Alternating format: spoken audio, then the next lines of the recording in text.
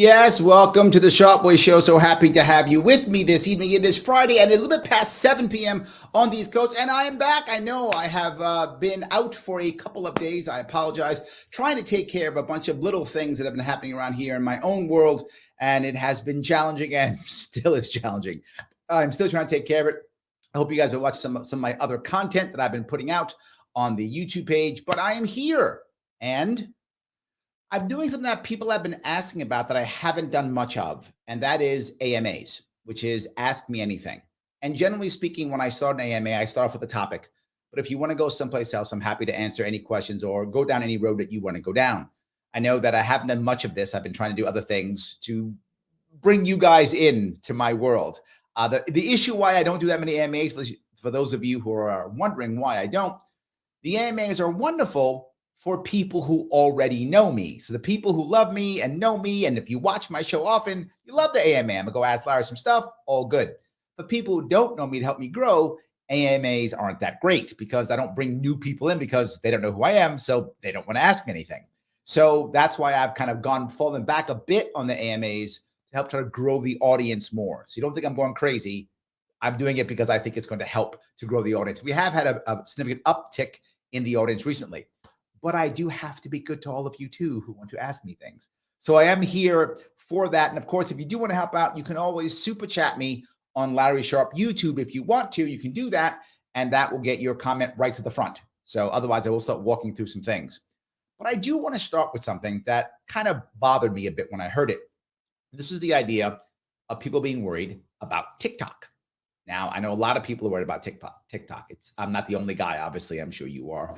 Probably if you've heard of it or concerned about it or something. I'm on TikTok. I've got a Larry Sharpe TikTok account, of course. Right now, it looks like the Biden administration is following what the Trump administration was concerned about. Trump was very concerned about TikTok. And I believe either made a threat or started talking about if the Chinese government doesn't sell TikTok to an American, then they're going to ban it. Then he kind of walked away from that. And now Biden is now on that now too. You got to sell it to an American company or they're going to ban it in America. They're going to ban TikTok. Now, I know you might be saying to yourself, well, that makes sense, Larry. Why would I want Chinese people to have our information? Okay, maybe that makes sense, doesn't it? It actually doesn't. It doesn't. You're going to say, Larry, what are you, crazy? No. I want to be very clear about this. It's not that it's a bad thing or a good thing. It really isn't that important. And I know some of your mind is blown.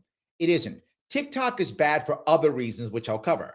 But whether or not the Chinese have the information, does that really matter? I go, Larry, it's a national security thing. No, it is not. No, it is not. And let me tell you why before you tell me I'm crazy or a traitor or whatever you're going to tell me. It's not. If anything, if you are not elite, meaning you're just a regular Joe Schmo, why do you care who has your information? Why? If the American government wants to put you in jail, Facebook will give them everything. So will Twitter. We found that out. So will YouTube. So will everything else. Do you care if TikTok is going to add that on top? But it's the funny part. If TikTok's sold by the Chinese, they'll tell the US government no. So if you're a nobody, you'd rather have the Chinese have your information than the American government. The American government's going to put you in jail. The Chinese aren't. The Chinese put their own people in jail. Far worse than we do. But they put their own people in jail. They arrest and kill their own people. They don't care about us. Their dictatorship is in China. It's not here. So why do I care? I'm being very forward. The American government is, the second you get arrested for anything, particularly if it's a federal charge, the federal government will say, hey, social media giants, please give me all the information, every single thing on the person that we are accusing of a crime. They will give them everything. The government will have everything you want that you own ever, everything, all of your information, and then find a reason to put you in jail, give you a reason to plea, you're now guilty. That's how it actually works. You think I care about the Chinese having TikTok? That's the least of our issues. That doesn't mean anything. This is distraction. Why do I care? You know why the big wigs are worried about that? Because China having TikTok right now means that there's competition to our American big boys, Bezos and Zuckerberg and all those guys. That's what they care about. They're all trying to copy TikTok. So what do you think is going to happen once they either ban TikTok or TikTok gets bought by one of the big boys? One of the big American boys will buy TikTok or copy TikTok, and the same problems TikTok will exist, except now the American government will have all the information because they're going to work with the government. Americans buying TikTok doesn't protect you. It protects elites, not you. Elites are protected when Americans buy TikTok, right? That's going to happen. Or they'll just destroy TikTok and then Facebook or Meta or whomever will try to be the new TikTok. The problem with TikTok is it rots the brains of our children. That's the problem with TikTok, not whether why do I get the Chinese rot our brains, or if Zuckerberg rots our brains, or Bezos rots our brains? They're all rotting our brain. What do I care? Elon Musk rots our brain. Who cares? So now an American will rot our children's brains versus the Chinese guy do it. I mean, I guess that's better. Is it? Is it? I'm not sure it is. Now, do I really care about this to be forward? No. If they ban TikTok, okay. They don't ban TikTok, okay. American owns it, okay. China says, okay. There are far more problems in our country, far more problems in our culture than whether a Chinese or American company owns TikTok. But we're putting it to the front. Why? Two reasons. One, of course, distraction. Of course, distraction. I'm going to save America by doing this thing. But second, as I brought up earlier, because elites actually win. They're the ones who are concerned about China owning TikTok. That's the big deal.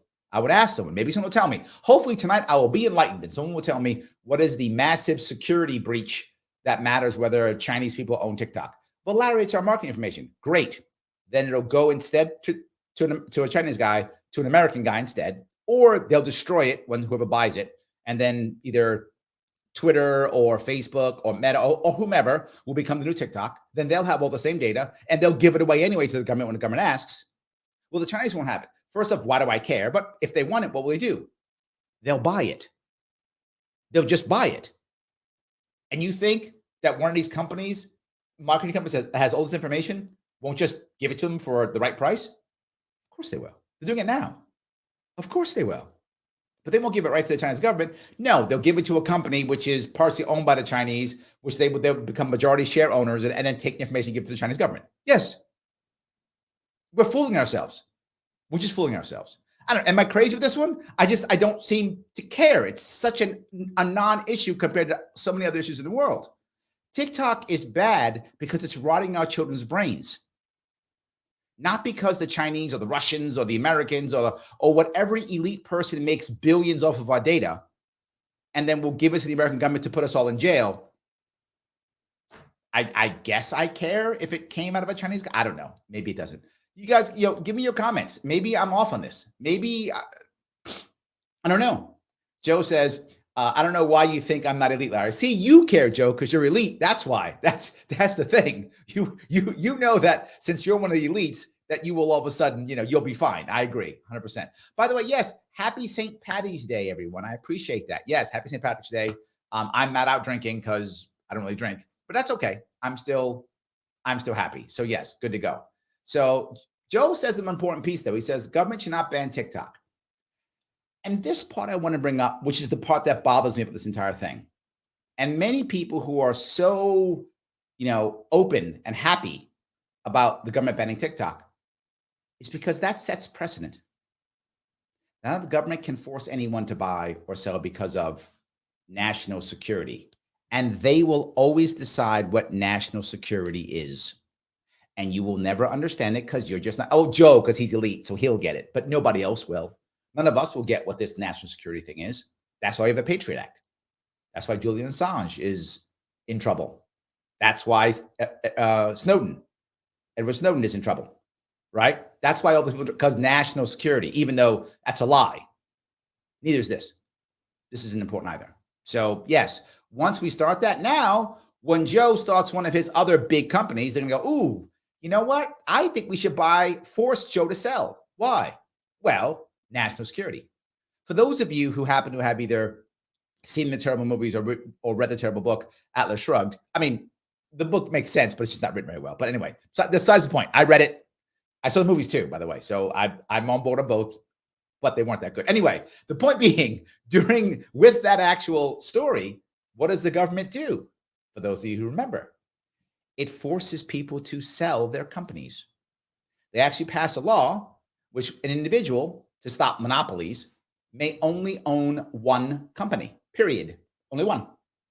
No shadow companies or nothing, one company. If you have extra companies, you must sell it. to somebody that the government chooses. That's what happens in the book. We're talking about that now. That's happening now. Yes, that's a problem. That is a problem. And then Joe goes, who is Larry Sharpe? There we go. I like that. Yes. So Mike says, I'm more worried about our government having our data than other countries' government having our data. That's my point, Mike. I'm with you. The Chinese can't put us in jail, right? I guess they can stop the NBA from playing over there. They could do that. And if you're an NBA player, again, an elite, you might make less money because you can't go over in China and play, right? Or if you're a big movie star, maybe you can't get your movie on Chinese Netflix or whatever. Do they have Netflix in China? Whatever, right? You can't get your movie over there. Okay, again, the elites are punished. What about me? Some guy consulting here in New York City. Do I care if the Chinese have my information compared to the American government? No. I don't want anybody have my information, to be forward. I don't want anybody to have my information. However, so do I pick which one? Left boot, right boot? It's still a boot. I don't really care. So Mike's correct. The bigger problem for an individual person in America is the government having data. Some of you may not know this, but this is common. You saw it with all the people who've been put in jail recently. You see it all the time. The first thing they do is once they arrest you, you get indicted. Sometimes before you even get indicted, they start asking the social media companies for all of your stuff, everything you've ever said. Then the government literally takes all those things. And I'm not joking when I say this. They discard anything that might make you seem or look innocent. That's not an exaggeration. That actually is what happened. If you note your Miranda rights, don't say anything you say can and will be used for you or against you in a court of law. It doesn't say that. It says everything you say can and will be used against you, because that's the truth. They will take only what is negative and bad. They will then craft a message with that and show it to a jury. I've actually seen this in a courtroom where they show an email or whatever the case may be and literally black out, redact pieces that might actually be good. And judges go, that's fine. And now the group basically sees only the bad stuff. That's what they do. How in the world are you going to defend yourself? Now you're guilty till proven innocent. So yes, I agree with you, Mike. And then you might go, oh my God, Larry, you're pro-China? Stop. Here's my bigger issue. Pete brings it up. Thank you, Pete. This is a much bigger issue than who owns TikTok. Our national debt, 31 trillion, 460 billion, 256 million, $629,224.57. Thank you, Pete, yet again, for showing us what really matters. And in case you guys didn't know that, since Pete put this up, that number has gone up. So Pete is always wrong because it's always higher. So it's always higher. Absolutely. Yes. So this is an issue that I'm always concerned about, that I'm always worried about. So yes. Jonathan says, American content creators on TikTok would likely sue the government on free speech grounds. If you're worried about China's government having your information, either get off TikTok or don't get on TikTok. I think both are true. I like that, Jonathan. Yes. If there was, to be forward, if you want an American company to rot our child's brains versus a Chinese company's child's brains, then help support the Americans who are trying to do this, right? I know I get, what is it? Oh my God, I forgot what it's called. It's YouTube Shorts. I think that's right. And then Instagram has Reels, or Facebook have Reels, whatever is the thing, whatever is the TikTok-y thing each of them has. You care so much? Go on that TikTok-y thing, whatever that is. Go on that and spend all your time on that one instead. And then Americans can rot your kids' brains. I guess we win. Thank you, Jonathan. You are correct. Yes, absolutely. Michael says, what we need to do is this. We need to replace the income tax with the fair tax and abolish the U.S. Federal Reserve and get rid of the printing presses. Yes, that's true. The money printing presses. Abolish the U.S. Space Force and the Pentagon, and abolish every single federal government agency with the exception, I think it means exception, of Medicaid, Medicare, CHIPS, Social Security, and get rid of Homeland Security, and privatize Customs, ICE, and Border Patrols, and the UPS, the National Weather Service, and the U.S. Postal Service. We also need to end corporate welfare. Wow, that's a lot, Mike. I'm not sure you're wrong on any of that, but I'm just saying that's a lot. To do that, wow, you would really have to either change the mind of literally tens of millions of Americans, which is possible. I mean, I hope we're doing some of that every night that I'm on. Hope I'm getting a little bit more, right? Change the minds of tens of millions of Americans, option one. Option two, watch a whole lot of disruption and disaster when you just make that happen by force. So I'm going to go with the change people's minds. I like that one better. So yeah, I'm going to go there if I can. I think that's a better bet. So yes. Yes, the man himself, Michael Vass, no soundbites allowed, says TikTok and social media are dumbing down public. Shorter news and discussion kills thought and understanding. Yes. Yes, that is true. Thank you. Michael Vass is saying the truth here. The problem with TikTok isn't that Chinese people own it. That's not the problem. So let's say tomorrow they sell it to Zuckerberg and now he owns it. TikTok is still dumbing down people. He's right. That's the problem. The problem is not enough people are watching me and Mike. That's the problem. They should be watching us. The TikTok piece is completely secondary. Thank you, Mike, for that. I appreciate that. Yes, absolutely. Mike goes back to going, this is Mike Ross, sorry, not Michael Vass, different one.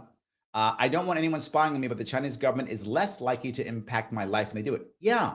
If someone has the actual answer, I'm happy to hear it. What is the real security risk they're talking about with China owning TikTok? Is there one? I mean, I'm happy to hear it. Maybe I'm wrong. Perhaps I've missed something, right? I don't know everything. I mean, almost everything, but I don't know everything. Perhaps I've missed it. If you have one, please tell me. I'm happy to be wrong on this, right? Maybe I'm off here. Yes.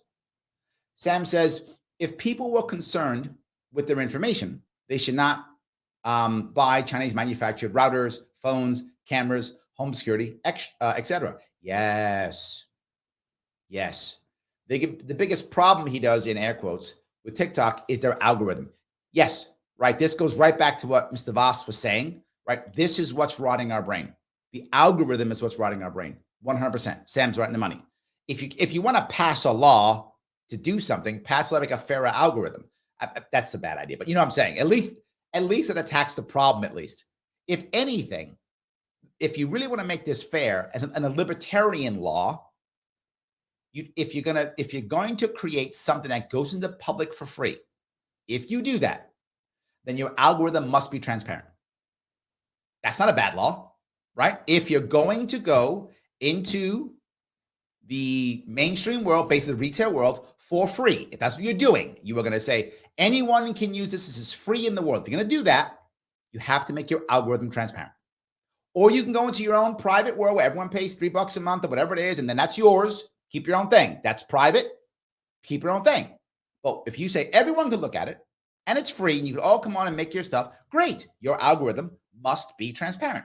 Everyone has to be able to see how you're doing stuff. That's not a bad law, right? Some of you libertarians still mad. Any law, but I'll take that one. Better than forcing people to sell stuff, right? If I'm gonna force anything as government, transparency is not a bad thing to force. If I'm going to force anything, so yes. Michael says, so Larry, is it true that you left the LPNY for the Fed party? What's the scoop on that? The Fed party? I think he means forward party. I think. I'm not sure, Michael. I think you mean forward party. Why would anyone think I left the Libertarian Party? The LPNY is often mad at me. That's true. They are very often angry at me. That's true. Often. Not always, and not all of them. But very often the LPNY is mad at me. That's accurate. So we do fight here and there. But no, I left the Libertarian Party. I don't think I have. Unless they threw me out. Did they throw me out, Mike? It's possible the LPNY threw me out. That is possible. I don't think that's true, but it's possible. I didn't leave them, so no. And I haven't gone to the Fed party, nor have I gone to, I think you mean the Forward Party. I've joined neither. Have I been open with all independent parties? 100% yes. I am all about it. I'm trying my best to be very close to all the independent parties, to include Forward. We need them. We need them coming up here. If we don't create good coalitions, we have no chance of beating the big boys. None at all. So that's the scoop. I hope that was clear. So yeah, I'm gonna pull myself out for a second. Hold on one second. I'll put myself back in. I think I wanted to make sure that my video was good. So thank you. Hope that was clear. So I hope that answered your question. So Pete goes on to say it's the 3rd anniversary of 15 days to slow the spread. Yeah. I think they might have missed something on that one, Pete. As we all know now, politicians turned it into 15 months to flatten the world. Yep. No lockdowns or vaccine mandates for any reason ever again. National emergencies are always excuses to violate your rights. That, Pete, is such an amazing final sentence. National emergencies, he puts in quotes, are always excuses to violate your rights. Yes, yes, and yes. 100%. Absolutely. Right? But Larry, then people will die. They died anyway, more of them, and we crushed the world. Insanely dumb. Yes, insanely dumb. It's never, that's never a good idea. So yes. Sam says, do you have any thoughts about Democrats in the government calling Matt Taibbi a so-called journalist and demanding his sources during congressional hearing, thing like a 1A chill? Here's the thing to remember. It's very important. Generally speaking, if you lean left or more Democrat, that's what I'll say. You lean left or lean more Democrat. And this does not mean if you're a hardcore leftist like socialist. It does not include those people. Those people who lean left, Democrats, more mainstream Democrats, liberals, those types of people. Credentialing is very important, critically important. And if you can dismiss someone's credentials, you don't have to listen to their argument. I know that makes no logical sense, Sam. I know it doesn't, because you can be totally correct whether you're credentialed or not, right? Being credentialed doesn't make you correct or not. You could be right or wrong, being credentialed or not being credentialed. But if you do that right, many people who lean left and are credentialed will simply stop listening. And that's the goal. That's why those mainstream Democratic congressional representatives called Matt Taibbi a so-called journalist. It's why everyone who doesn't follow the rules and the lines and the elites is always called a Trumpist, a conservative. They somehow invalidate that person's title or credentials always. They're a right-leaning journalist or they're a conservative pundit. So by default, don't listen to them. Don't listen. Just ignore it. Don't listen. And sadly, Sam, it works with the base. And in today's world, most of the time, particularly with gerrymandered districts, all they care about is, will their base come out and vote? Will more of their base come out than the other will come out? So if I keep my base motivated, that Matt Taibbi is now a bad guy, right? What's that thing from 1984 when they're not sure whether they're fighting East Asia or Southeast Asia, which country they're fighting? And then when they change it, they go back and go, we were always fighting Southeast Asia or whatever, right? Weren't we? Like, I guess we were. They changed the enemy. We didn't even know that, right? Or again, 1984, the chocolate rations get cut from 6 ounces a month to 4 ounces a month. And they write the rations were increased from 3.5 to 4. Everyone goes, I'm so glad they're increasing the chocolate rations, even though they actually cut them down. So that's this. And there were people who maybe 3 months ago were saying, oh my God, Matt Taibbi, maybe 6 months ago, Matt Taibbi, great independent journalist. Now, he's a right winger. Can't listen to him. Look at Joe Rogan. All of a sudden, Joe Rogan, the guy who supported Bernie Sanders, is all of a sudden a radical conservative all of a sudden, right? So yes, it's the same idea. Sadly, though, it does work. You're saying it's a 1A chill. Yes, of course. Why does any of that matter? The Constitution doesn't matter when it's life and death. It's an emergency. Of course. Absolutely. So I hope that answers your question too. So yes.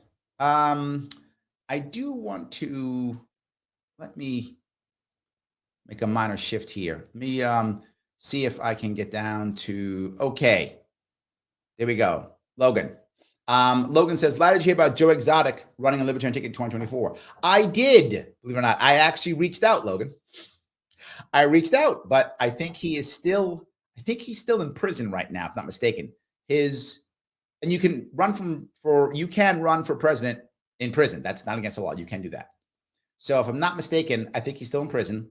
And I did reach out to him. He did not respond to me. So yes, I think it's true. He is trying to run for president again on a libertarian ticket. I mean, he would get some press, I think. That's something. So yes. Michael Burnett says, we should not do anything with TikTok. Agreed. Yes. Agreed. Nothing. Of all the things we have to worry about, this is number, 14,000 on our list.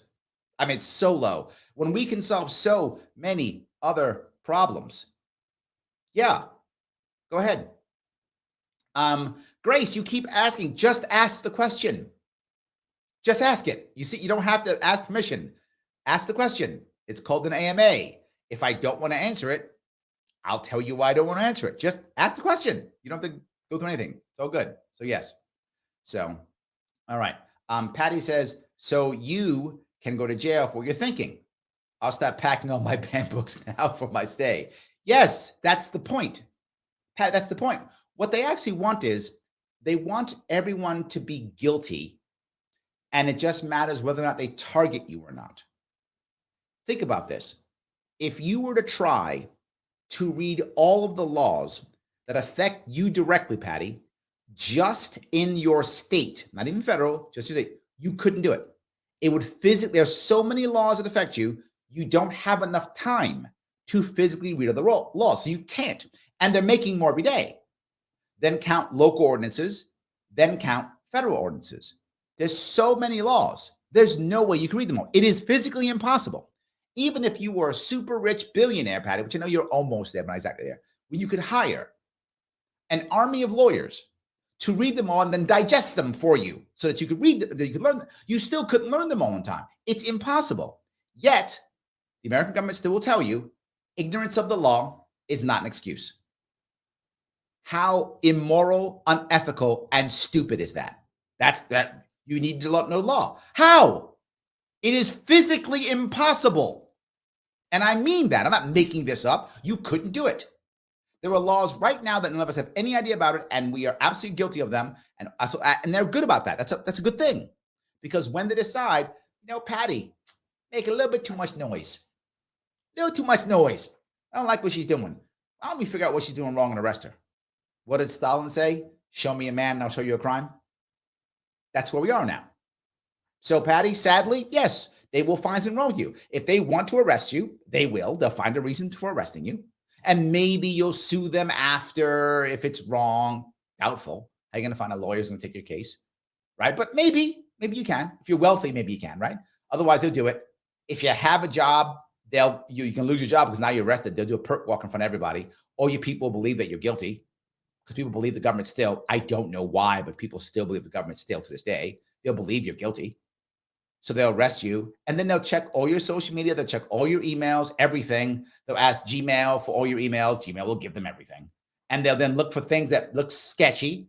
They will then literally build a narrative around it, why Patty's a bad person and she needs to go to jail. And then they'll put you away. Happens all the time. Why they don't believe anybody who says, right, who says literally, well, no, when the government says, yeah, this person's guilty, we can't, I don't believe any of that. None of it. None of it. So, yes. Andre asks, hi, Larry, what's your view on MLK's quote, socialism for the rich, rugged individualism for the rest? I don't know the context of that. But I think right now that's accurate. That is what's happening now, right? You see it with the banking industry, the banking bailouts. You're an elite, wealthy, tech baron, you give tons of money to people. What happens? You get bailed out the next week. You get bailed out. Don't worry, we got you. You get bailed out. So if you're wealthy and elite and rich and you screw up, well, now we all have to pay for your debts. You all get bailed out. But what happened to the people in East Palestine? Where's all their money? Do they get bailed out? They don't get bailed out. They just get screwed. But all the people who couldn't work for 2 years because of lockdowns, they get bailed out? No. Why do you think you never see me fighting or yelling about hey, we need to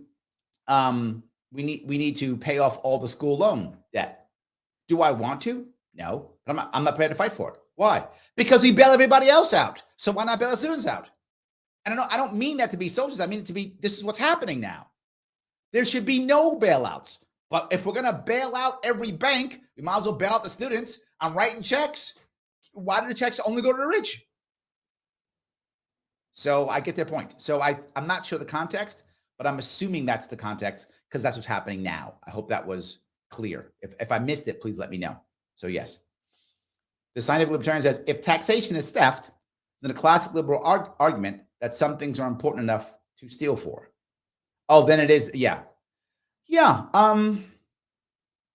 I think there's some truth to that, right?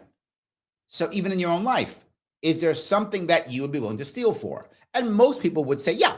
Some people would say yes. Some would say, well, if I was going to die or whatever. So yeah, this is what most people on the opposite side will say, right? If you look at someone who say heavily socialist or thinks that every bad problem comes because of poverty.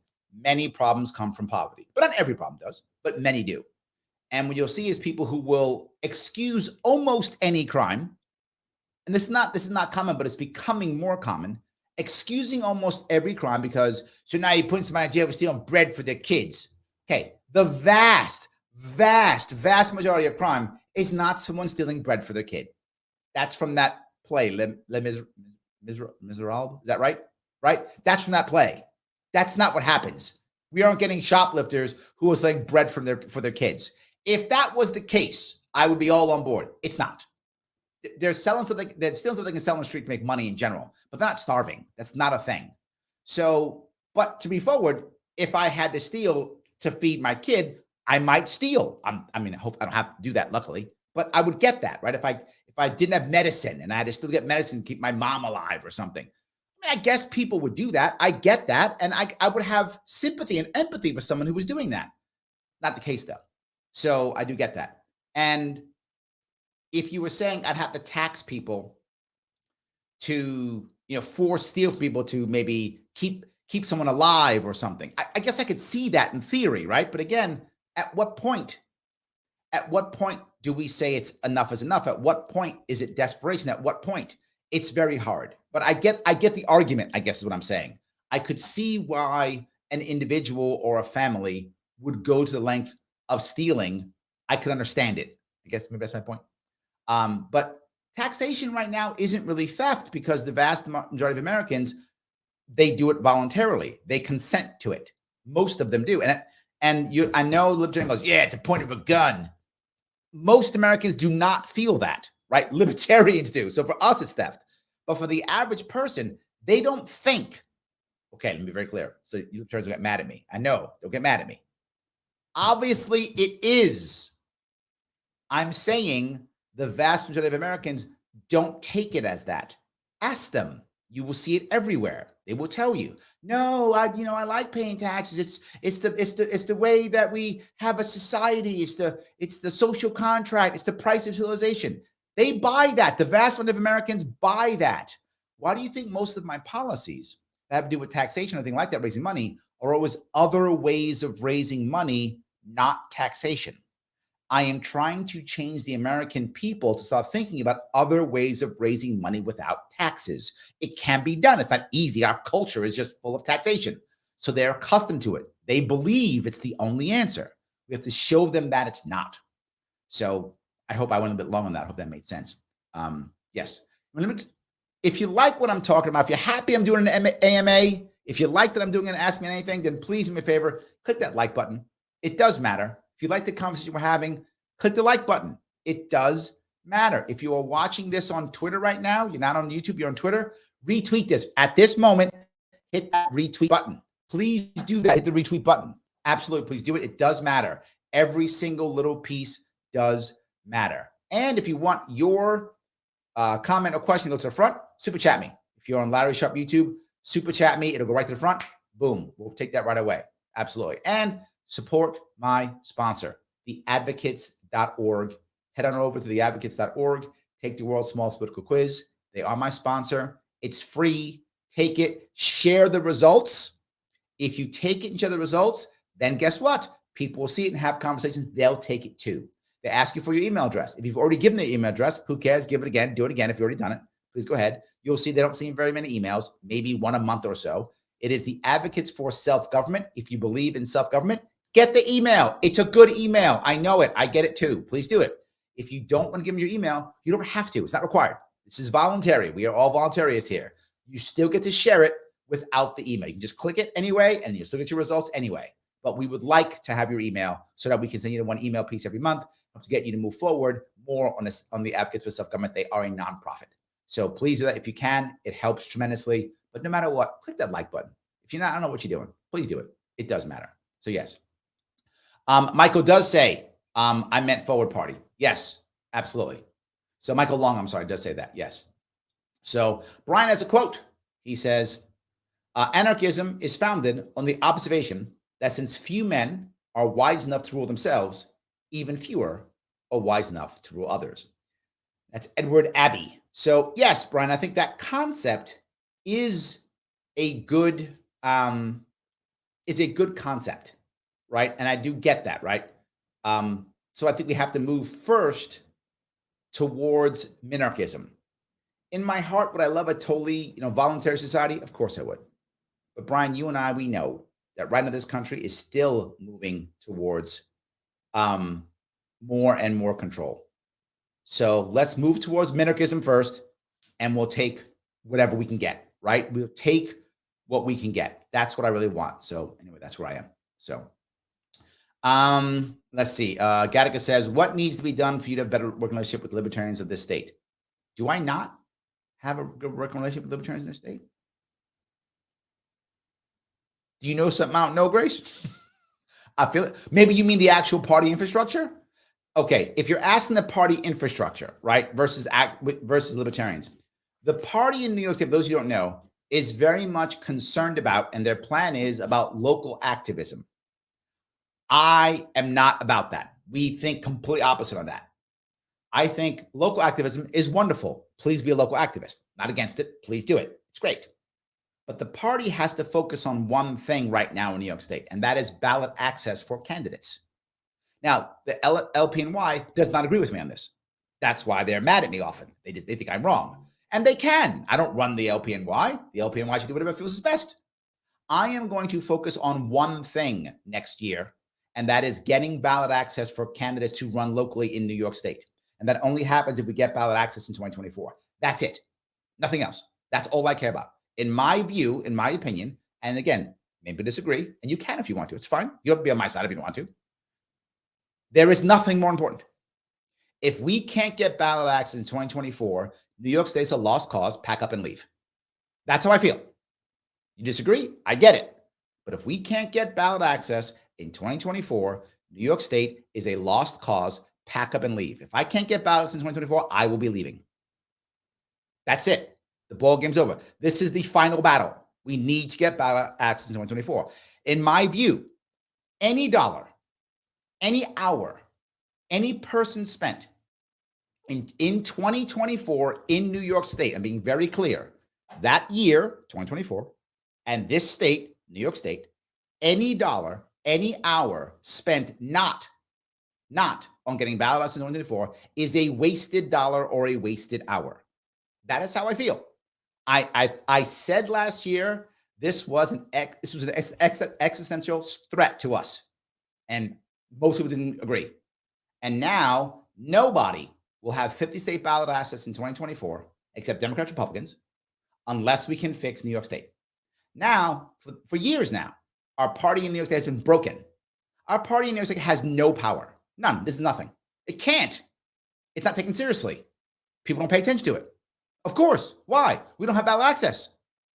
That's what matters. I watched last year as I couldn't get ballot access, and all the major people who used to talk to me in 2018 stopped talking to me. I all of a sudden became, in their eyes, invalid. It destroyed the entire campaign. So that's why, Grace. And I'm not going to change my mind. And if people don't agree, don't agree. I don't care. I know I'm right, and I'm going to go do that. If you don't want to, okay. I'm libertarian. I can't force you. I know I'm right. I hope others will see and will join me so that we can actually make it happen. You might not, and that's okay. Again, not against local activism. Please do it as much as you want. The party should be worried about. The Liberty Movement and Libertarian Party are not the same thing. Libertarian Party is part of the Liberty Movement. You can do a lot of things for liberty in this country without having to run for office or be part of the party. Lots of things. And if that's what you would rather do, you should do that if you feel that's appropriate. You should do what you feel is right for you to move liberty forward in this country. And I'm all in. Whatever you want to do, please do it. I work in the party. I think I'm best at it. I think I've learned enough lessons and got my butt kicked enough to understand how it works. I think I'm the most well-known candidate in New York State. That's third party, for sure, libertarian. So why wouldn't I take advantage of that? So that's why I'm focusing on the party and I'm focusing on ballot access. I believe when it comes to the party, not the movement, there is nothing more important. Nothing even comes close. I hope at least I'm clear on that, if that makes any sense. So I know some people are probably mad at me for that, but I'm not going to lie to you. I said, ask me anything, and I gave you an honest answer. That's how I feel. So yes. All right. Let's see here. Logan says, I know some people think that libertarians or any third-party candidate cannot win an election, and it's just taking votes from Democrat, Republican. What is your stance on this issue, and how is it possible to bypass the bipartisan divide and have a libertarian public office? Well, to bring up what Mike Long was saying, a lot of Mikes tonight. What Mike Long was saying, he was asking if I was joining the Forward Party. I'm not. I'm close to the Forward Party because the Forward Party believes what you just said heavily. And they think the only way of making that happen is by changing the system. And they're right? If you have what I call the program, BRO program, easier ballot access, ranked choice voting, and open primaries. They believe that these three things are the way of bypassing that and making it happen. And I think there's a lot of merit to that. I agree. A lot of merit to that, right? The problem is you're now asking the duopoly to destroy itself. It's not gonna. The only way they'll destroy themselves is if we become more popular so that now they're actually worried that they may get voted out. The average person in power does not care about you or me, Logan. They don't care at all. Well, Democrat or Republican, they don't care. What they care about is staying in power. If they feel there's enough of us who will vote against them if they don't do what we say, then they will change. If they don't believe that, they won't. So Forward Party is starting to back candidates and push people and hope to move things forward. So am I. When it comes to reform, Forward Party and I are on exactly the same page. When it comes to reform, they're totally correct. I'm in. Let's do it. The other way is simply being more popular. And the example I'll give you is Jesse Ventura. Jesse Ventura in the 90s had the Reform Party, and he became governor of Minnesota. The Reform Party became popular for a little bit. Then it fell apart. Didn't have the people. He didn't want to run again. I mean, it fell apart. But that was a chance for a party to grow, right? Ross Perot back in the 90s also. That was the time for us to grow. I think that time is now. We're coming up on a 90s moment here in the 2020s. And the question is, will we make something happen or not? The goal is always the same. Will we be more popular? Now, for someone who thinks this, Larry, and I had this happen. And if you're one of those people, I hope you listen. Who's the person talking about? The person who voted for me in 2018 and then abandoned me when they said, well, Zeldin might win, so I got to vote for Zeldin this time. For all of you who know who I am, who know what I was doing, and decided, Larry, I love you, but Zeldin might win. How dumb do you feel now? That makes you upset. I don't care. You made me upset. So take that right back at you. I hope you feel dumb. I hope you feel used because you were used and you were treated like you were an idiot by another Republican Party that knew it couldn't win and lied to you again. Again, they lied to you and you fell for it. And where are they now? Helping you out somehow? Pushing the message? Doing something like that? No. They're all doing fine. They took all your money and they're laughing at you. That's what they're doing. Where's Zeldin's podcast? I can tell you I was going to fix New York. Where's that? What about all the Republican assemblymen? They fixing stuff now? Nothing. You got had. You got bamboozled. So everyone who goes, but no. How often you got to get tricked before you figure it out? Well, Larry, then votes don't go to him. So what? I hear this all the time. You don't understand. Zeldin only lost by 5 points. Great. He lost by 5 points. What if he lost by 50 points? Well, no difference. No difference. None. He came in second. Who cares? But I will ask you, all you brainiacs who thought the math was right or whatever you fell for, what if I had come in second? Yeah. Game changer. If I came in second and not him, imagine what would happen. Who'd be listening to me right now? what TV shows, radio shows I could be on right now. Imagine the people I could be supporting to raise money right now. All you do is make me come in second. And New York State, you could have done it. You didn't, because you got bamboozled, you got lied to, and you bought it. Stop buying the lie. They've been telling you, well, it's the other guy won't get the vote. So he still loses. She still loses. So what? If you don't get a third party, I'm obviously biased libertarian, but even forward, even green, right? If you had a third party that came in second, that gets people to believe, oh my God, the system can be shaken up. That gets people to go, I need to change my thought process.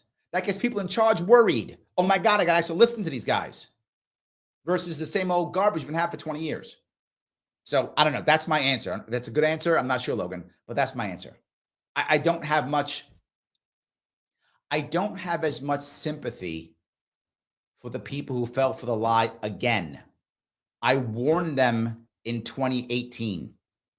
I warned them in 2022. Did the same stupid shit again. I don't know what else I can do. I just stay here and keep trying. I hope enough people eventually get it. I hope they will. Or if it's not me, the next guy. Whatever. I hope somebody will. Joe says, will LP POTUS ticket have 50 state ballot acts in 2024? Only if I get my wish in New York State. Then it will. Otherwise, no. Otherwise, no. But I hope they will. I'm trying. Jonathan says, end the commission on presidential debates. There is good news in this one, Jonathan. There is good news. Piece number one. The Republicans have already pulled out of it because they think the debates are garbage. They don't believe in them, blah, blah. They've already pulled out. That's great news. Hopefully, they'll just end it. I think this may become, I'm going to give you a very odd analogy, but you might get it if you happen to follow boxing. It's a boxing analogy. For those of you who follow boxing, you'll get this. For those of you who don't, let me give you a little bit of background. If you look maybe 20 years ago, 30 years ago, having a belt really mattered, and having a belt by a recognized organization mattered. Like I have the WBO heavyweight boxing championship belt. That was a big deal. Now, not so much. What matters most is, can you draw people on pay-per-view? So there are boxers who give up their belt. I don't care about my belt. I can go on pay-per-view and make $10 million. Keep your belt. I'm not fighting some guy I never heard of. I'm fighting a heavy hitter. In fact, there are people now who don't even care about belts. They just want to keep making money. Now, what does that mean? If you look right now, Commission on Presidential Debates, what are debates about? People always say, well, it's about seeing who's the right guy. No, it isn't. None of that. It's about giving the public, no, it's not. It's about ad revenue. That's what it's actually about. It's about ad revenue. So now if there's no Commission on Presidential Debates, what will they do? They'll just put the popular people on forums. That's all they'll do. I can guarantee you. There's no way CNN, MSNBC, Fox News, ABC is just going to give up all that ad revenue. No way. Debates are amazing good TV for people to watch. Gets tons of views. They put all their people on, talk trash about what was done and what was said. The pundits get a bunch of FaceTime. They love debates. There will be debates. If the Presidential Commission doesn't exist or gets dismissed, all they'll do, I can guarantee you this, they will simply make a polling issue. They'll say, who polls the highest? You're in debates. And Fox News and MSNBC and CNN will just order. They will invite all the people who poll the most. That's all they'll do. That's how that actually works. So what do we have to do? Be more popular. I've been saying it for years, and I'll keep saying it. Be more popular. If we are popular, we will be then. The example I always give is Kanye West. If Kanye West, before he went nuts, before he showed us how nuts he is, how about that? There's a better way of doing it. If he had run an actual campaign, he didn't obviously, but if he had, he would have been in debates. I don't care what party he was running, okay, how many states he was in. Say he only got 20 states. He still would have been in debates. Why? Because Jonathan, you would have watched that debate. You can tell me you wouldn't. You would have watched it. Me too. And we would have saw the clips on TV and the clips on YouTube and the clips on Twitter. We've seen it everywhere. And there's no way CNN, MSNBC, or Fox News is giving up that ad revenue with that kind of marketing. Kanye's in debates, guaranteed. Guaranteed. So if we have someone who's popular, we get in debates. I hope that answers that question. So yes. Patty says the advocates.org page picture is most definitely Dungeons and Dragons inspired. Maybe smart people tend to like Dungeons and Dragons, so maybe it's true. Could be that. By the way, everybody, go there. Go to the advocates.org and take one of those quizzes. Again, it does matter. Thank you, Patty, for that. Please do that. If you can do it, please, it takes a couple minutes. It's free. Just do it. It makes me happy. It makes my sponsors happy. It takes a couple of minutes. There's a human respect test. There's a bunch of surveys. There's surveys on police. There's surveys on the budget. There's surveys on identity politics. Surveys on all types of things, right? So please take one of the surveys, foreign policy, all types of stuff. Please take one of the surveys and then share your results. It does matter. It literally helps out. It's my sponsor. Take the world's smallest political quiz and share it. They are my sponsors. Thank you, Patty, for that. If you want your question or comment to go ahead of the line, you can. Super chat me on Larry Sharpe YouTube. Front of the line, done. Right there. Absolutely. If you happen to be watching this on Twitter or not YouTube, retweet this now. Right now. Click retweet. Just retweet it so people can see it. Right? Please do it. But no matter what you do, if you're not clicking the like button, why do you hate me? Why do you hate me? What do I do to you? Click the like button. Do it now. It matters. Please. Yes. Absolutely. All righty. Let's see if I can do this here. Chad says, give it back to the League of Women Voters. You know what? They might actually pick up the ball here, Chad. I think it's a great idea. The League of Women Voters actually had me in their last debate in 2018. They actually invited all the candidates who were on the ballot. They invited them all. Me and Howie Hawkins both showed up. We won the ballot. We showed up.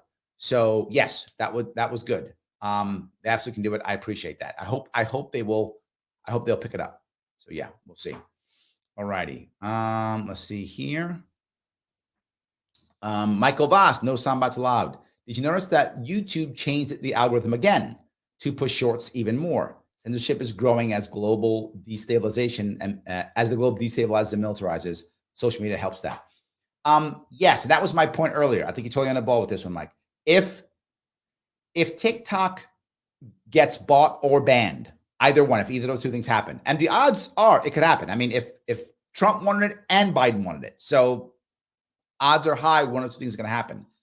If TikTok gets bought by one of the big boys, like a YouTube or Google is YouTube, or Facebook, or I guess it's Meta now, or Twitter, whatever. Well, Twitter has no money anymore. So I guess Meta or Google, if it gets bought by one of the big boys or some other wealthy billionaire who decides they want to get into the game, whatever the case may be, it'll just be an American version of it, right? Everyone's still trying to copy TikTok. TikTok is working. It is absolutely working.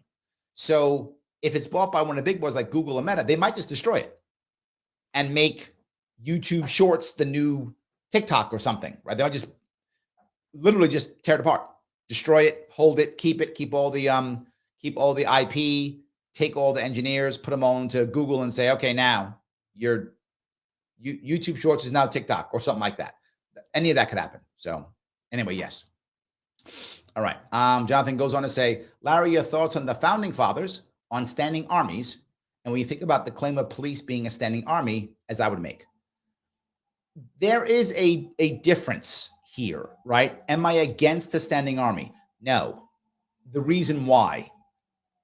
In those days, there was no need for a standing army for two important reasons. One, militias existed almost everywhere. And most people, at least male landowners, had guns, were part of militias. And if something happened, a militia could be created quick enough to defend someone's land or property or a state or an area. Second, mobilizing an army was a big deal. Like if the British wanted to fight, they'd have to mobilize an army. And that might take months, right? To mobilize, gather people, get the weapons, take months. You'd have a month to know, oh, the British are massing an army over there. We have a month for us to mass our own army. So that makes total sense. I would get that back then. Why would you need a standing army? You have a militia. You have months to prepare to create your own standing army. You could do that. In today's world, almost every nation that we would ever be concerned about has a standing army. They don't have to mobilize. They can march across the land very quickly. Mobilization is weeks, not months, sometimes days. So I think we do have to have some form of standing army. I'm not against it anymore. Do I want to have a massive standing army? No. Why not? Larry, don't we have to have a powerful standing army? No. What nation is going to invade us? Literally none. There is no chance for a uniformed army to invade us. Not a thing. Now, so what should we be concerned about? In my perfect world of creating the armed force of the United States, we do keep several types of military. We do, right? 4 things. 1, we have to keep nuclear weapons updated. That is our insurance policy and everything else, right? So keep nuclear weapons. I know some people want to disarm. I do not. I am like, keep nuclear weapons, all about it, keep it. It is our insurance policy. Keep nuclear weapons, number 1. And I think we could I'd be open to the idea of getting rid of bombers. I know some people, for those who don't know what the nuclear triad is, there are 3 ways we can deploy nuclear bombs. 1 is via aircraft. 2 is via ICBM, intercontinental ballistic missiles.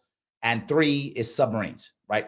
That does not include tactical nukes, which can be delivered literally through artillery pieces on the field. So I'm talking massive nukes, right? And there are some people who want to get rid of the Air Force aspect. I'm open to the idea. It's not a high priority for me, but I'm open if you want to save money, just keep submarines and ICBMs. Why do you want to keep both? The ICBMs are the largest, most powerful, but they can be, you can see where they are. They could be sabotaged, right? That kind of stuff. Take the most time. They could maybe it could be shot down in theory if they have the right, if we create, or anyone creates the right kind of defense mechanism. Submarines are a lot tougher. You don't know where they are. They can pop up anywhere. So there's the advantage of the submarine nuke, but the submarine nukes aren't as powerful as the ICBMs, which are devastating. So I'm not against keeping nuclear weapons at all. And again, some of them to be upset. Don't care. That's what I believe. Second, you want to have a whole lot of special forces. And I mean, right now, America already has the best special forces on the planet, bar none. Our Navy SEALs, our Marine Recon, the best on the planet. We should have even more and be even better. Because most of the people we have to worry about are non-state actors. Non-state actors and non-uniformed military are stopped by special forces, right? So I want lots of and even better special forces. So nuclear weapons, special forces. Third, cyber. We are nowhere near as good at cyber as we talk trash. We are not. The Chinese are better. And so are the Russians. They're better than us. That is a weakness that we have. The top 2, we're good. Nuclear weapons, we're good. Special forces, we're good. Let's keep them up and stay better. Cyber, we are not good. I'm sorry, it's not true. We are good. But compared to our competitors, we need to be better. We need to focus on cyber, both offense and defense. Our defense is weak because we're too centralized. Decentralization is the best defense against cyber attack. And we are not good at that at all. And cyber offense, we are not good at that. There are other countries that are better at that. We need to be better. And also our offense should also be decentralized. So cyber is number 3. And the 4th piece I mentioned is a naval force that is good enough to keep the shipping lanes open, whatever that is. Those are the only 4 things we need. The rest can be a very small standing army that, I don't know, I guess in case the Canadians get mad, or I don't know, because we took too much maple syrup, I don't know, whatever. I guess we keep a small, but Larry, what if we have to invade Iraq? We never have to invade any other country ever. Ever. What if we have to support someone else being attacked? We never have to support anybody being attacked ever. That's not a requirement. We decide to do so. What if we couldn't? We decide not to. I like that idea. Let's not have a big standing army. So we can't support these other people in proxy wars. So we can't just invade countries because they make us angry and don't want to take our dollar anymore. But if we were to actually have a Navy that defends all the shipping lanes, they all would love our Navy. It defends shipping lanes. Why would you mad at the U.S. Navy? It's the reason you're making money. Can't move you all around without U.S. Navy protecting your ships. So I think those are the 4 things I'd worry about. I'm not against a standing army. Do I think the police is a standing army? If it's New York City, there's 40,000 of them, yeah. But do I think sheriff's offices are? No, I don't think so at all. But there are some cities that have standing armies. I mean, it's true. New York City has 40,000 cops, a lot of cops, right? But no, I don't think, America was built on sheriffs. So I think sheriff's departments are fine. I hope I answered your question at least. I know some of you probably got mad at what I said. But anyway, I don't want to lie to you guys. That's one thing you will never hear me lie to you. You will like me or you won't. Or you just say Larry's wrong on this one, or I like Larry, but he's wrong on that one. I get it. Some people think I'm wrong on stuff. But I'm going to tell you the truth and why I think it every single time. So yes. Okay. Let's go down here if we could. All righty. Tom Gino says, did you ever wish you could have gone to air assault school in Fort Belvoir? I actually was at Fort Belvoir. Believe it or not, yes, I was. I was a Marine platoon sergeant there for a couple of years during the first Gulf War. So I know Fort Belvoir well. I was in intelligence. That's where I went to counterintelligence school. I went there in Fort Belvoir. I did not go through air assault school there. I did not. I was a like analyst type intelligence guy. So I wasn't that in my second tour. My first tour, I was on the ground. The only thing I've ever done that was air is I jumped out of a helicopter once, propelled out of a helicopter, and dropped off back in the day. Those of you who are old enough may remember this. If you're a military person, right now, the vast majority of our artillery pieces are massive. They're huge. 155 millimeter guns are the norm. I think 203 millimeter guns for the Army. They're big guns, fire big projectiles. I mean, literally 10, 15, 20 kilometers away. I mean, miles away, massive guns. There are smaller guns that were very popular many years ago. 105, 105 millimeter guns, almost like infantry guns. You could actually fire them straight directly at infantry. They were smaller. Those were valuable because you could actually use a helicopter, helo them in, drop them off, fire, and helo them out. That was what they used to do in the 80s. To practice that in the 80s. To do it now, probably not. But they used to do it back in the 80s, 40 years ago. So I did that. So that's air assault-ish, but not really air assault. So yes. Let's see here. Mike has bad news, says libertarians fighting with each other is pretty standard, right? Yeah, it kind of is. Kind of is. Yes, absolutely. So Jonathan says, if you leave New York City, come to South Carolina, we need you. I appreciate that. I'm actually, if I do move, it'll probably be in 2024, 2025. If I do move, it'll probably be one of 3 cities I'm thinking about. Maybe Atlanta, Charlotte, or Orlando. I have family in Atlanta and Orlando, and Charlotte is a city that I know people in. And I could do a lot of work in Charlotte with my consulting business. So that's one thing. I'm also thinking about Chattanooga. I like Chattanooga, Tennessee a lot. So I got a couple cities in the South I'm thinking about. So it'll be down south either way. It'll either be one of those if I leave. So we'll see. So, all right. See if I can grab a couple more of these if I can. Let's see here. Kevin says, hard block on all apps from China. Make an American alternative. I agree with you. I think we can do that, Kevin. You and I can do that. We can just not use TikTok and jump on other things. I think we can. I think, yes. I think we can. So, yes. Kevin says, when are libertarians in New York going to find their purpose? I hope in 2024, Kevin. I hope in 2024. That is my number, 2024. Or don't bother. Yes. Don't bother. So, yes. All right. Let's see here. Joe took the respect test. Excellent. He got 100%. Thank you, guys. Please, guys, take that. Absolutely. Please. Yes. Thank you so much for supporting my sponsor, Joe. I do appreciate it. Yes. So, all righty. Let's see here. David says the Republican Party and Democratic Party will do anything and everything to keep third parties out of the polls. Here's the way out of this, David. Polling companies don't care at all. And many of you have heard this before. But for those of you who haven't, let me bring it up to make it clear. Larry, why aren't libertarians in polls? Because libertarians don't buy polls. You want to be in a poll? It's pay to play. Just buy them. Polls cost anywhere from $30,000 to $40,000, $50,000.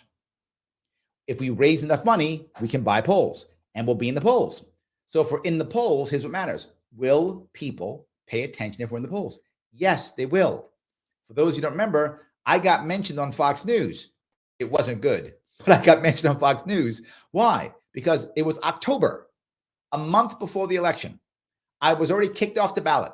I'd lost all of my lawsuits. Tens of thousands of dollars gone in the toilet. Lost all those lawsuits. Wasn't on the ballot. I was still polling at 3%. Still polling at 3%. So they're like, why doesn't this Larry Sharpe guy, why don't his people just vote for Zeldin? So yes, even that I got mentioned. It wasn't good, but I got mentioned at least. So there's something. I think that's the point. That's the way we get around it, right? That is the way we get around it. So yes. All right. Let's see here. That libertarian lady says, If a libertarian candidate comes forward in 2024 presidential election, would you consider a VP position the best? Yes, I would. Absolutely. So if I'm not running for president in 2024 because I just can't. I won't have a family. I won't have anything. I can't do it. Last year was brutal on me in every way you can imagine. It was brutal. I just can't do it again. If I was running for president, I'd have to be running now. And I just can't do it. So I can't run. Would I be happy to be a VP candidate? I'd be open to that idea because that's support staff, right? In the presidential campaign, a VP is support staff. So would I be prepared to support a presidential candidate? Yes. But I'd have to believe that candidate, two things. One, I'd have to believe that candidate is willing to try to not do a 50-state campaign. What does that mean? Those who don't know, there's a little bit of inside baseball for libertarian presidential politics. Every presidential candidate I've seen in the last 15 years, 20 years, 15 years has been the same way. We got to go to all 50 states, the 50 state, blah, blah, blah, blah. Colossal waste of time and money. We should be focusing early on a couple of states. Focus early on a couple of states, 5 maybe. Whichever states we think poll the best for libertarians. Whatever those, maybe it's Utah, maybe it's New Mexico. I don't know what, maybe it's New Hampshire. I'm not sure what the states are, but we'd get that data. And okay, it's these 5 states. Focus for the first couple of months of the campaign only on those states. And I mean, show up there, press there, campaign there, all there. We do it all in there. All our marketing goes there. Why? Then we buy a poll. And once you see us doing well in a local state, I'm making up for sake of argument only, say it's New Mexico, and we find out we're doing, 20% in New Mexico. Be amazing. That becomes news. Oh my God, libertarians, 20% in New Mexico. Now we're probably pulling, 1% everyplace else, but it's fine. We're pulling 20% in New Mexico. That becomes the news. That's a story. Oh my God, they might win an electoral vote. Oh my God, they can do something. You do that. Now that becomes national news. Now we raise money. Now we expand the campaign. The libertarians don't do that. So you have to agree to doing that. 2, you have to agree to focusing on getting electoral votes. I'll take 1. I would like lots of them, obviously, but I'll take 1. I want gold on that map. If that candidate is prepared to think that way, that's step 1. Step 2, they have to be able to raise a lot of money, and I mean 7 figures. If they can't raise 7 figures and they don't believe in that, why should I be their VP? This makes sense for me. They'll find somebody else. That's it. But if they can do those 2 things and they want me, I'd happily do it. In 2020, I didn't want to run. But Judge Jim Gray decided he wanted to run. Judge Jim Gray agreed with me completely and was prepared to raise money. So I was on. When Judge Jim Gray lost the nomination, I dropped out because I didn't want to be the VP. I wanted to be a VP for a specific type of presidential candidate where I could support best. So yes, I hope that answers your question. This is not a vanity run for me. Like people are always about, well, it's great. You could become the VP. I don't care. Require that. I have a job. I have a show with my name on it. I'm fine. Vanity, I got down. I don't require a run against vanity. Not important to me whatsoever. I ran for governor. I was on Joe Rogan. I got the vanity piece down. That's good. I don't require any more of that. I'm good. I want to run to make impact with people who think the way I think, not the way I think when it comes to policy, but the way I think to making things work. I hope that I would want to jump on board if I could find that. So hope that answers your question at least. So again, guys, if you're watching on Twitter, please retweet this. It does matter. Click the like button if you haven't already. If you're watching this on Twitter, as I said, retweet it. If you want your chat to go to the front, you can super chat me on Larry Sharpe YouTube for super chat. That'd be awesome if you do that. It will help tremendously. And move on if I could. All right. Roy says, Larry, you're 30 years old, too young to be president candidate. I know I'm a baby, Roy. You're right. I'm a baby. Can't do that. Yes, absolutely. That's very good. All right. Let's see if I can keep going here. Lieutenant brings up Larry Sharpe. We have 2 more days of early voting in Duval County. It ends Sunday night. Election day is this Tuesday. We need good vibes and prayers to get those guys on the Jack City Council. Only 9% of voters have turned out so far. Guys, if you are in Florida now listening, Jacksonville has 3 libertarians running in Duval County for the town council, right? City council. Please, if you can support them, now is the time. If you are waiting, now is the time.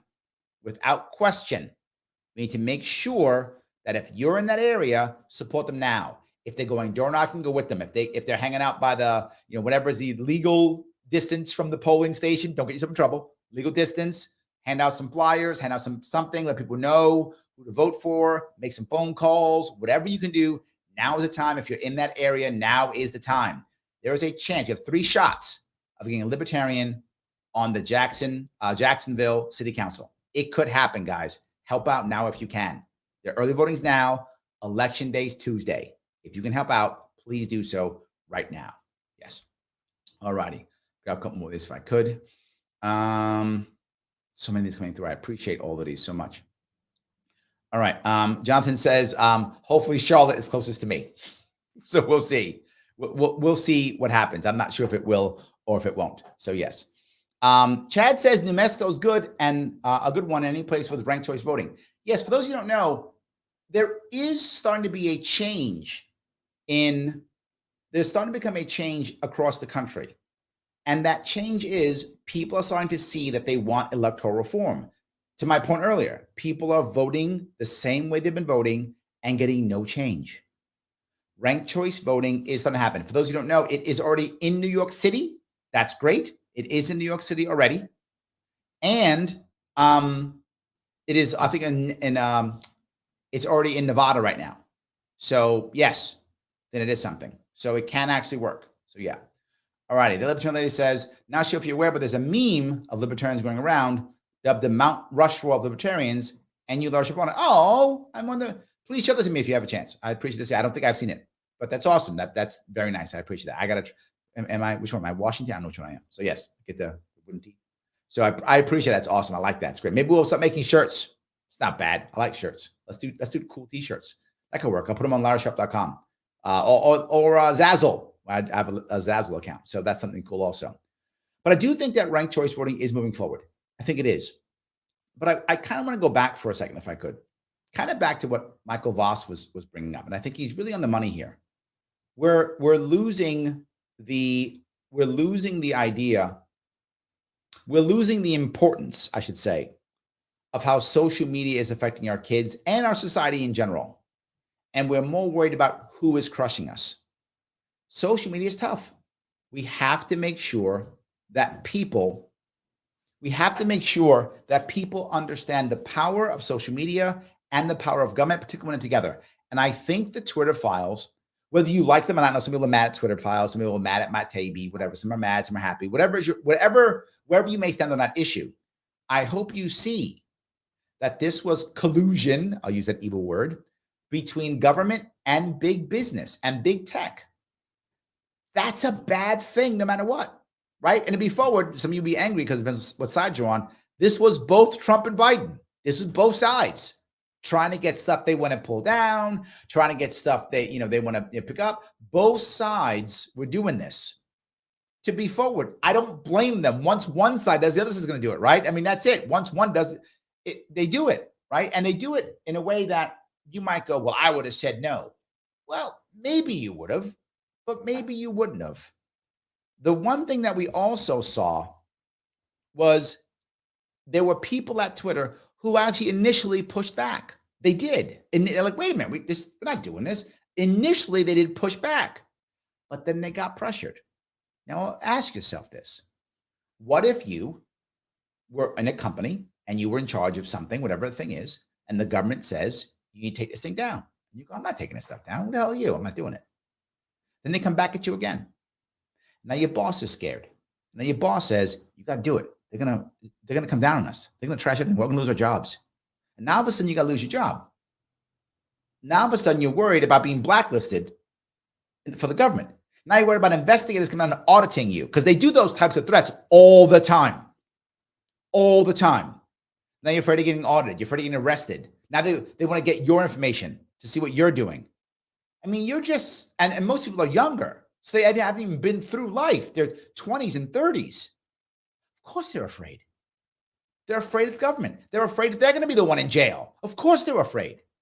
They acquiesced. They went, okay, government, you win. I'm scared.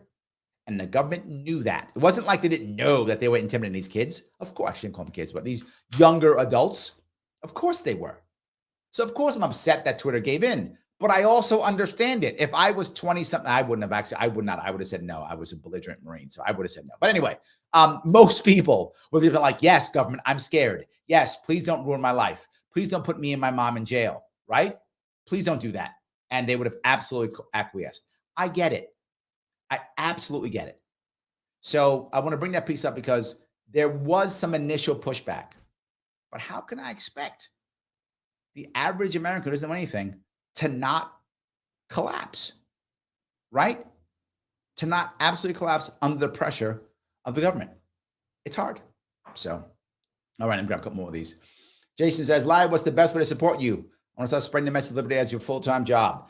If you want me to be supported, the best thing you can do is two things. Number one, you can give to to LarrySharpe.com, donate. That is awesome. Donating to that is my libertarian way that I get around the state.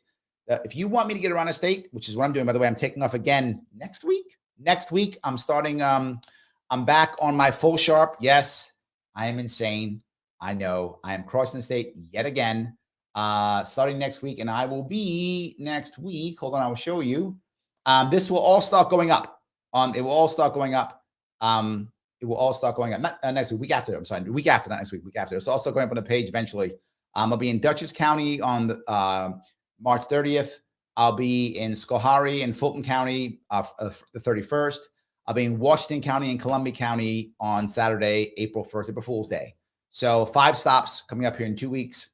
Southern cross country again. I have a Manhattan stop April 2nd. So I'm doing a bunch.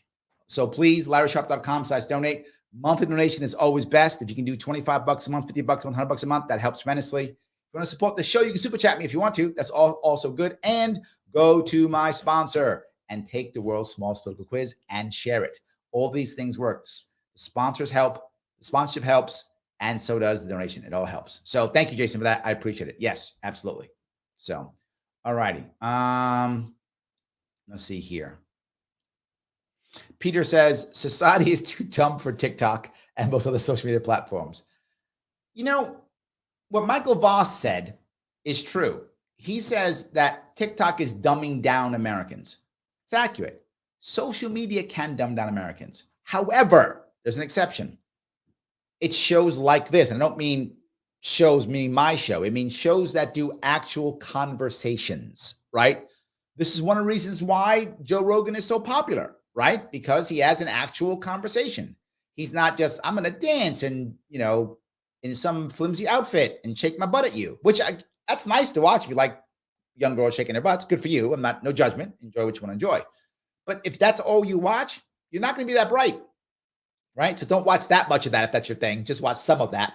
And then watch other stuff where people are having real conversations and talking about things, where you can stimulate your mind. You can think about things. So yes, TikTok is a dumb platform because it's chicks shaking their butt and stuff, right? However, other social media platforms don't have to be.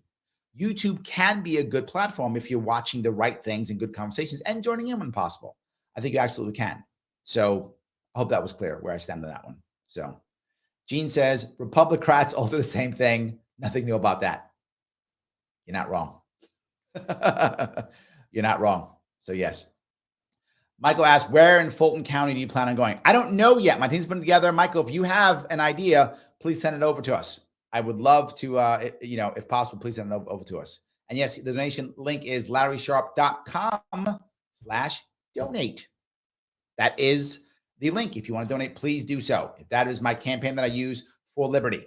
That is not done, to be clear, that's not done for the Sharpe Way. Sharpe Way is sponsored. Larry Sharpe, everything I go outside doing things, that is all done through donations only. That is all public. So please donate. And I know some of you are going, Larry, I want to give you all my money. I appreciate that, but don't do that.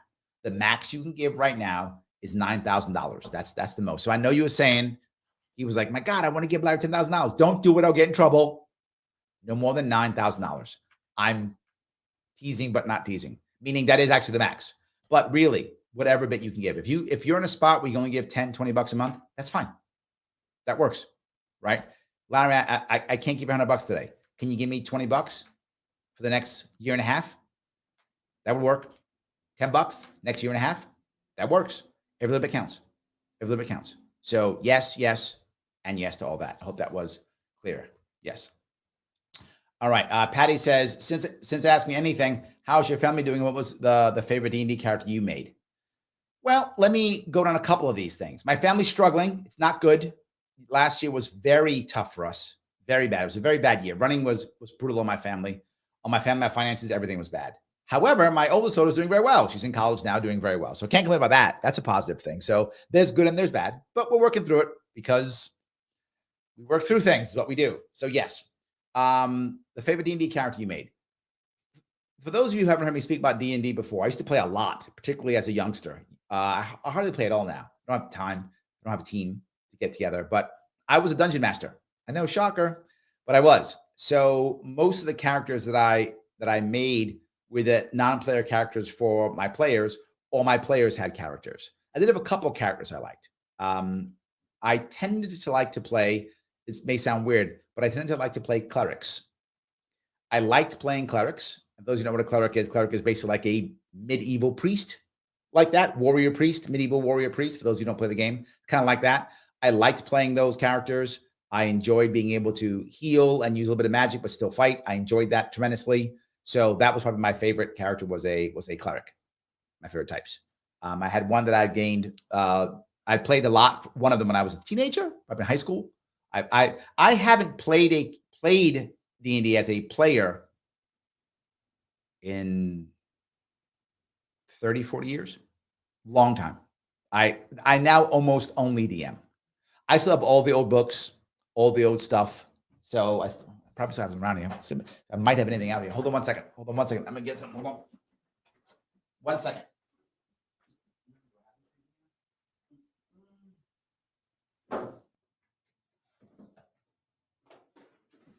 I happen to have, just in case you were noticing, some of you geek out, this is an old book. This one is a special Fiend folio from, it was the first British-made Dungeons and Dragons book. I still have the original. I think this was from the 70s or the 80s. Look at that, what a geek I am. I still have it. And I had it handy, which is crazy, Patty. It wasn't like I had to go look for it. I knew where it was on my bookshelf. So yes, it's the old Fiend folio. I have an almost original, not totally original, but almost original Monster Manual. This is the second one. This actually came out in 1979. I still have that too.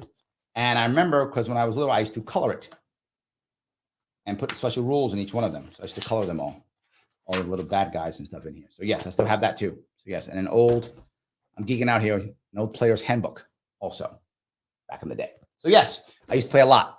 Now, hardly ever. So there we go. So I hope that answers your question at least. That's good.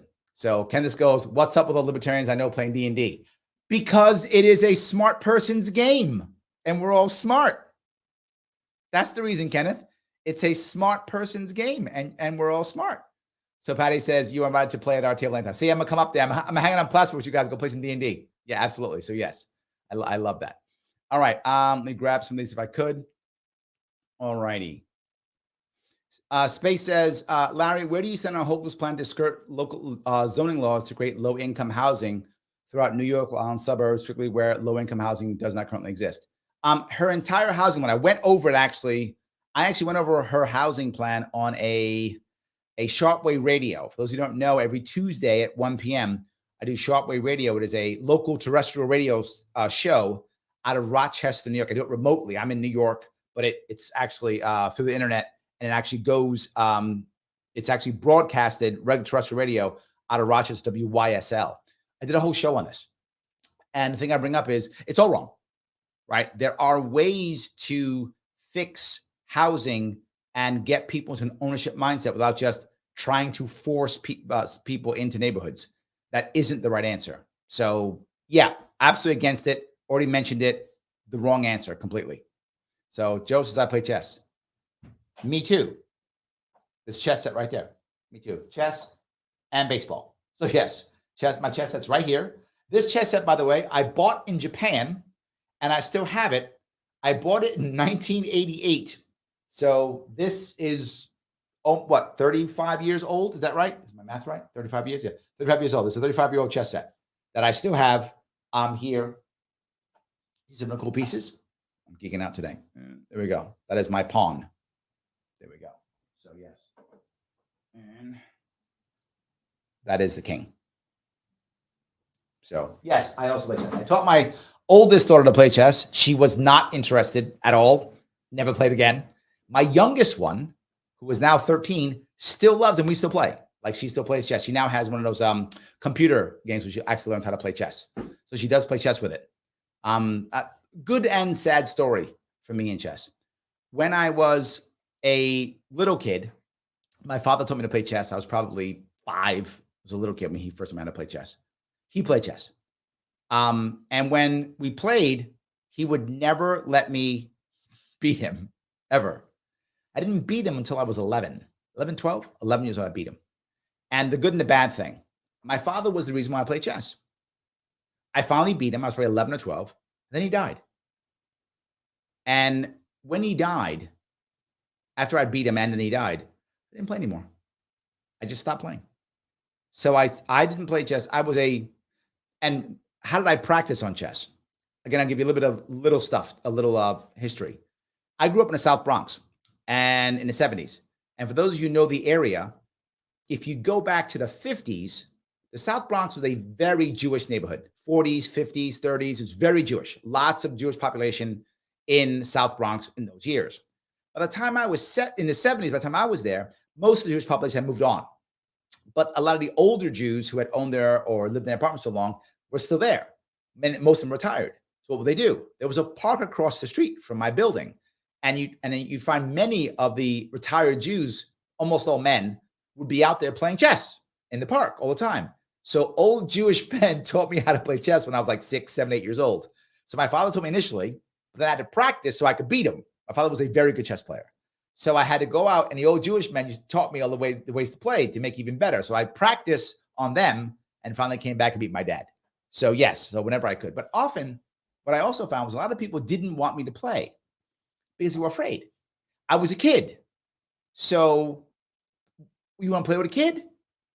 Right? Because you play with a kid, if the kid beats you, What are you, a chump? If you beat the kid, why'd you beat the kid? So it's lose-lose. So only people didn't care were the retired Jewish guys. They didn't care. Who were they there to impress? They didn't care about impressing anybody. They're like, let me teach this kid how to play. So those are the people who used to play with me. There were other people in the park, but none of them would play with me. Only the old Jewish guys would.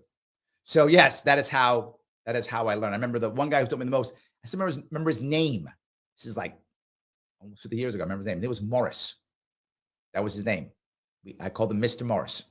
So I still remember Mr. Morris taught me a lot how to play chess. So anyway, I hope that answered your question. You asked about me specifically. So yes, there are some specific things that were kind of important there. So someone's asking about poker. I'm not a huge poker player.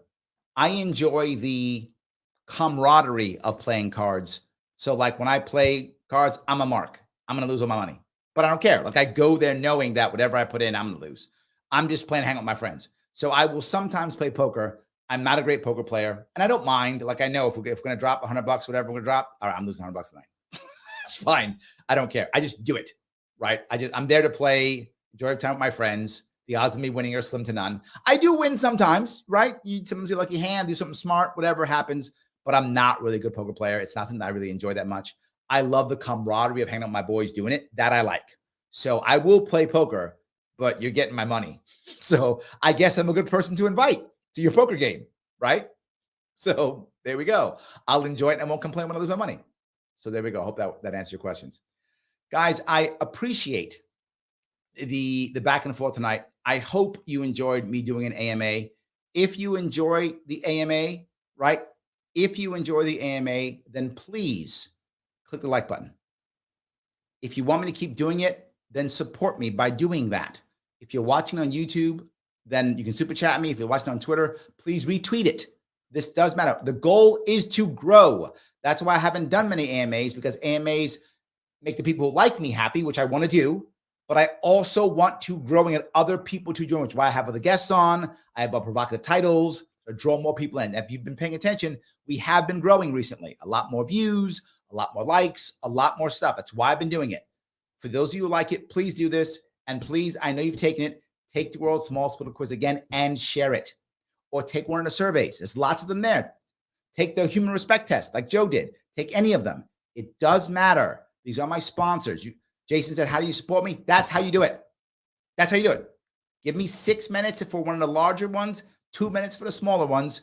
Take one of those quizzes and share them on Twitter, share them on Facebook, share them somewhere. Please do it. It does matter. Please do it.